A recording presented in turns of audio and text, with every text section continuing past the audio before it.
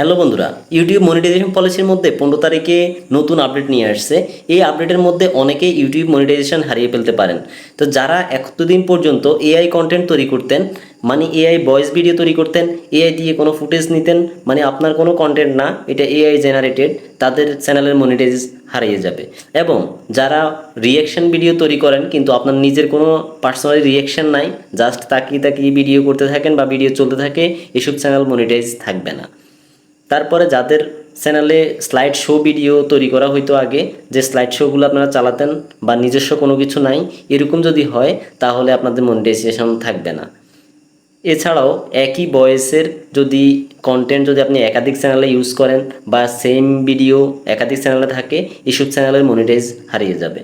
তো আপনারা এখন থেকে সতর্ক হন, আপনাদের চ্যানেল সুন্দর মতো নিজের কন্টেন্ট দিয়ে তৈরি করুন। নিজস্ব ভয়েস, নিজস্ব ভিডিও যদি সব থাকে তাহলে আপনাদের মনিটাইজেশনে কোনো সমস্যা হবে না। তো সবাই ভালো থাকেন, সুস্থ থাকেন, আল্লাহ হাফেজ।